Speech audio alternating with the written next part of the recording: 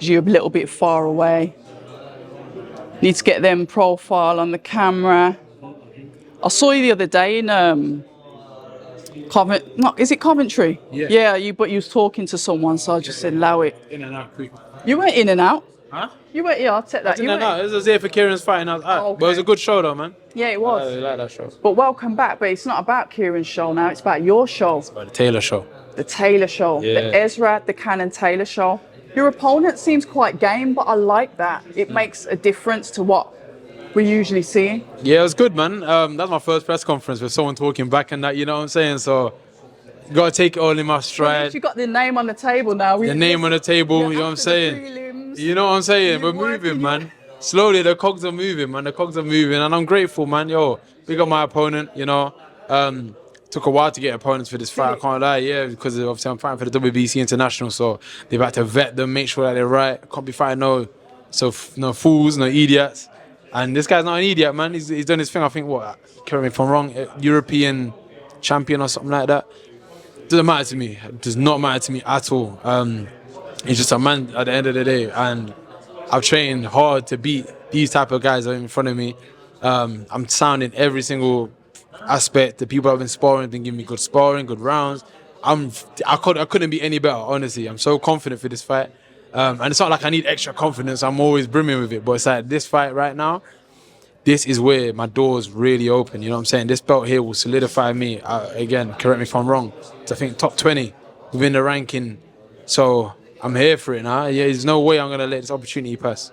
The Ezra Taylor, the mission then, how would you see the progression so far? Because like I said, it was like first, like your name wasn't even on the thing. You were appearing, you know, before the bell or the prelims as they call it. And now you sat there, top table, main card, WBC. We're moving in the right direction. When did that just kind of like click into place? Like, okay, Ezra, we're sitting you down. This is the roadmap for you. This is what we want to do for you. This is where we want to take your career. It hasn't really been like that, man. It's been, I'll be honest, it hasn't. I wish it was as straight. You're supposed to be telling me a fairy tale. Yeah, I know. I should be gassing you up right now, but I can't. Okay. It hasn't been like that. It hasn't been a straight path. It's been a bendy one. And I don't know where it was taking me. You know what I'm saying? I just know that I needed to keep walking down the path. And now I'm here. You know what I'm saying? So now, like you said, I'm main card. I'm getting the press conferences. I'm here. I'm getting shown on TV. These things here. It's just, this is a byproduct of my hard work. You know what I'm saying? Like, I've just been working hard. It's been consistent. When times where I shouldn't have been consistent, if that made sense. It would have made sense if I wasn't. If I fell off a bit. You know. But sometimes I get it, and I get it's kind of like with anything. You're plugging away in the dark. No one really sees it, or you think they don't. And then all of a sudden, the opportunity comes. Exactly. So when we talk about these opportunities and it arriving for you, and it's nowhere near the finished article, it's a process. But how does it feel to you to be at this stage now where it's like, okay, now I'm starting to push through those doors? I saw your face, obviously, when Zach, I'm using this as an example. I saw your face when obviously Zach was saying he's moved up to light heavyweight. And Dev, quite rightly so, said that you side-eyed him. Stirred that fuck. Nah, but you did though. I was there. I was looking straight in your face. There was side-eye again. This is the second press conference now, you know, Ezra. Well, boy, what can I say? You seen what I did, and it's nothing against him. But like I said, if anyone who's moving up to light heavyweight or even light heavyweight, my eyes are on you automatically, regardless. I have nothing against no opponents, none of my guys that I will be fighting in the future. But all I know is that I'm ready for anyone, whoever they put in front of me. And right now, the only person I got in my mind is this opponent on Saturday. Other than that, couldn't care about anyone else. After that, my eyes will probably be back on Willie Hodgson or something like that. You know what I'm saying?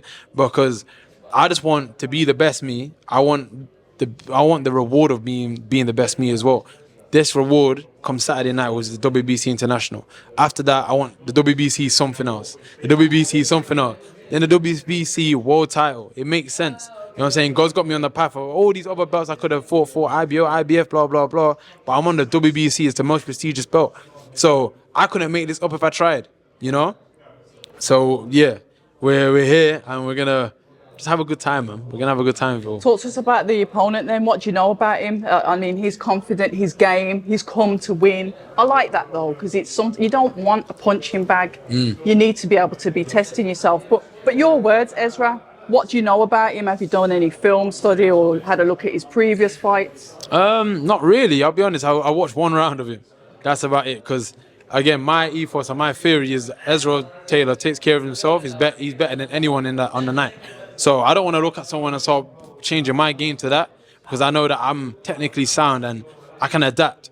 I can do what I need to do. If I need to keep the range, I can keep the range. If I need to fight on the inside, I can do that too. So I'd rather learn on the job instead of going in there, because you go in there and then let's say you're training for someone, he's doing this, he's doing that, and he comes out and he's doing something different. You're scrambled for a few rounds. No one's got time for none of that. I want to make sure that I go in there and just be calm, suss out what I need to suss out and deal with it there and then. So I don't care what my opponent's got, man. All I know is that I've got more than whatever he has anyway. We know that you train for a stoppage. You're one of these that does like to stop your opponents, whether you stop them on the floor or whether they stop standing up. Give us a prediction for this fight and how many rounds do you think it goes?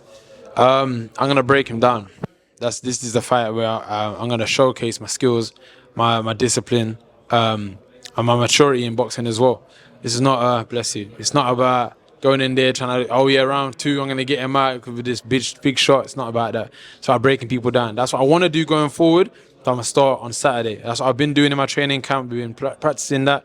So I'm gonna enjoy it, man. I'm gonna be in situations where I'm gonna be on the inside. I'm gonna be on the outside. I'm gonna be moving around. I'm gonna be ticking all the boxes. So I would say if round 5, 6, 7, around that times where it's gonna get sticky for him in there. We like that. We know, obviously, the stable that you come out from. I know we spoke about Fraser Clark and Fabio Wardley the last time we spoke at the other press conference, the prelim to this press conference.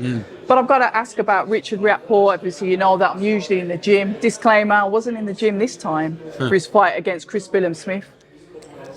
You're his stablemate. You was obviously there. I'm going to make the assumption that you were there supporting him on the night. I was there. Okay. 100%. What happened? I know I'm sticking it on you, but I can't stick it on him because I can't see him and he's not replying to his messages. Boy. But I want to know, I've been in the camps with him before. I've seen him spar before. And what I saw on fight night was, and I've watched his fights, and what I saw on fight night, this fight night, I saw CBS absolutely nullify everything that he came out with. And even Richard started to smother his own work. But you're on his team, you're in his camp, you were there ringside.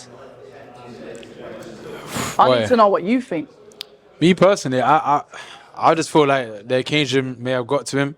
You know, he's fighting at Sellers Park, that's his home, and he's fighting at a football stadium. It's a different ball game.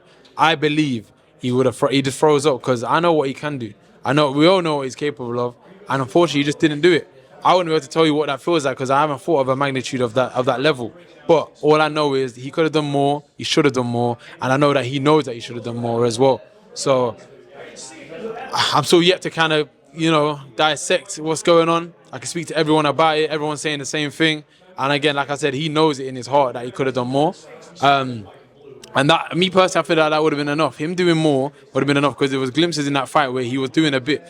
He started off well. The jab was good. If you continue to do that throughout the fight, even just the jab, he would have won. And if he started putting it on him even more, then he would have won because he was putting it on him. And he hurt him a few times, probably 4 or 5 times. So, I don't know, man. It's heartbreaking to see. Obviously, like I said, we're part of the same team, in the same camp. And to see, him work so hard to get to the world title opportunity and then squander it in a sense, it's not a nice thing to see. But again, for me, I've learned a lot from it as well on how to not do things and how to do things too going forward. And that's kind of like a positive. It's a negative, obviously, his experience, but it's a positive because you guys that are around him and that are close to him can sit there, like deep it and think, okay, now I know kind of what to expect. Now I know maybe what emotions are going to be involved. Yeah. World title shot, I'm going to be there one day. And then you can kind of like absorb that and think, 100%. All right, I'm preparing myself for the inevitable. Yeah, that's exactly it, man. That's exactly it. I'm like a sponge anyway every day. I learn off everyone around me, you know what I'm saying? I'm around great people, great boxers, great coaches, and I'm learning each day because one thing that on paper I lack is experience. But don't get me wrong, that doesn't mean nothing when I get in the ring, but it also, my mindset, my ethos, how I need to go forward, how I need to step back sometimes, all these things here, they play a big part, So, that on its own made me learn a lot about myself as well. What I would do in that situation, what I'm going to do in that situation. So I'm already mentally prepared. I believe so when I do get to that occasion. Yeah, I've got to ask you another thing as well. Probably a little bit of a bone to pick as well. I've been watching a couple of your interviews, and you seem to have it in for young Ben Whittaker. What is it with calling him a clown? What is it? You know what it is? Yeah, the reason I've why got to ask. it's just to me, he's a clown. I'll say it here as well. A clown. Let's define a clown. A clown is someone who acts and entertains you, right? I'm a fighter. I entertain you by fighting. He entertains you by acting.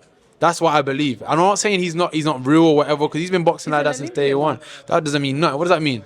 That don't mean nothing.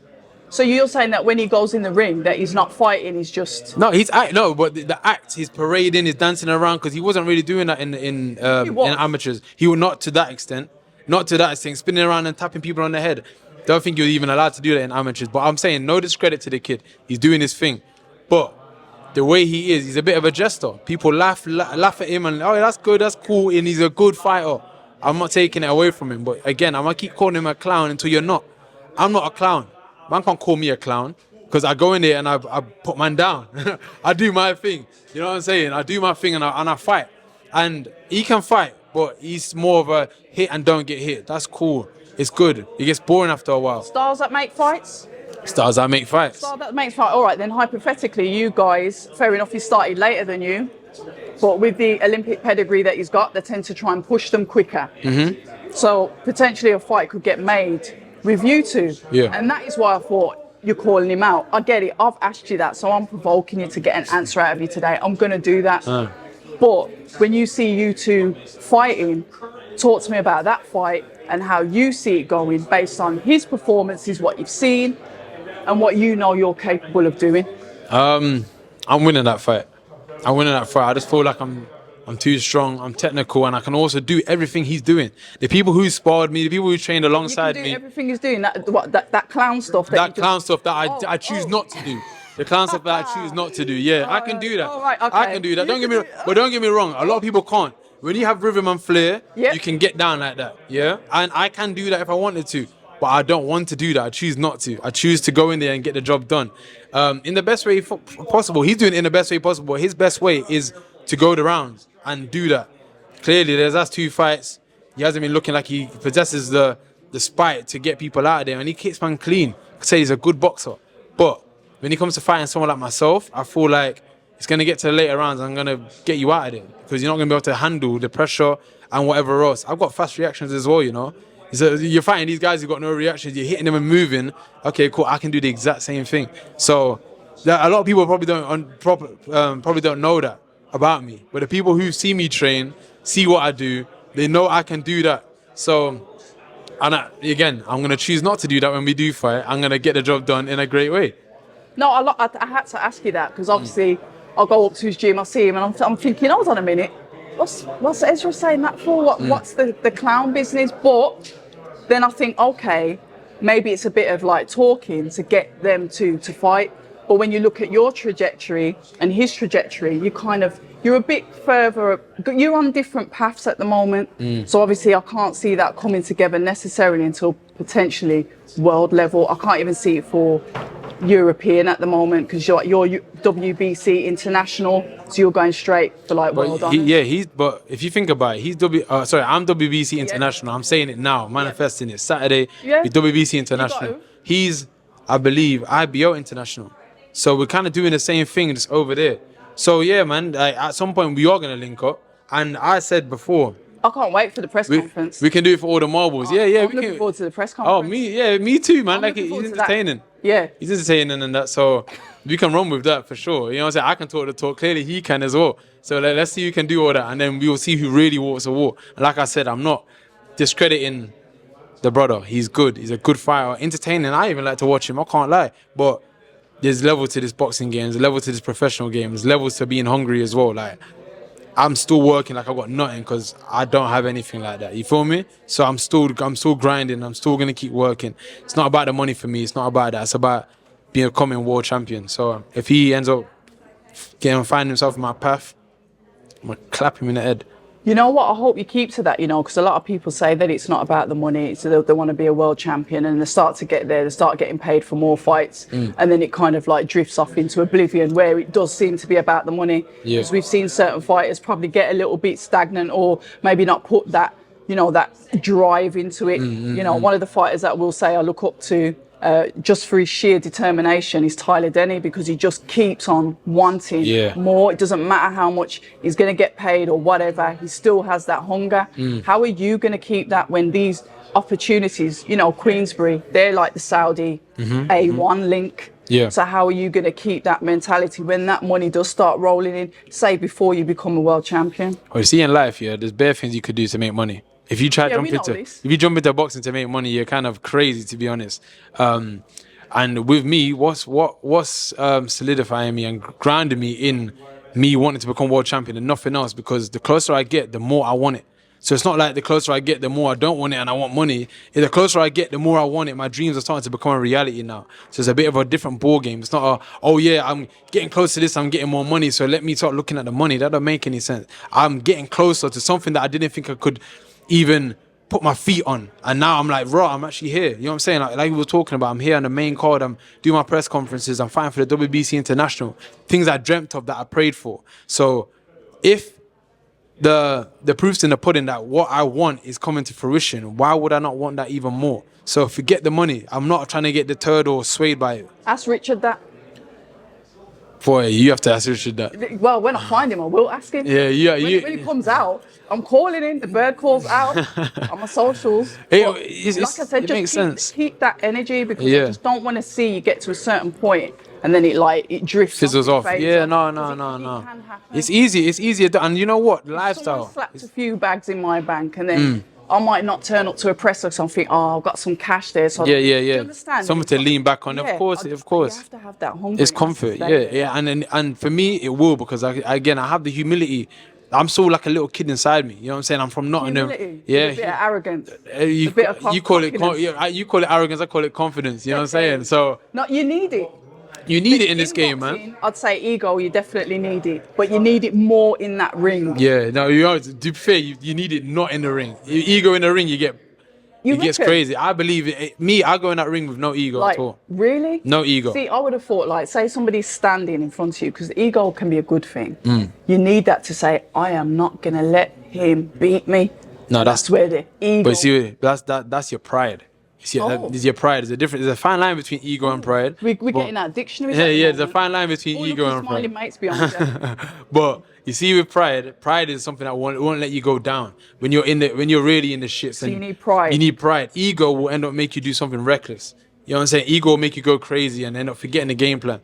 Like with me, one thing I've realized, I did have an ego, man. I'm a human as well, but I've been able to hone that. And now I don't have an ego, man. I go in the ring and I try to learn, I try to do my thing. Saturday night, you'll see, calm all the time. I may get licked in my face, I may get hit with a shot, calm all the time. And I get back to what I need to do as well. And that's maturity of a boxer. Ezra Taylor. There we go. That was a little bit of schooling from a young man to an older woman. Thank you very much for your time, Ezra. Thank you. And we all love clowns, really. No comment. People say I'm toxic, and honestly, I don't care.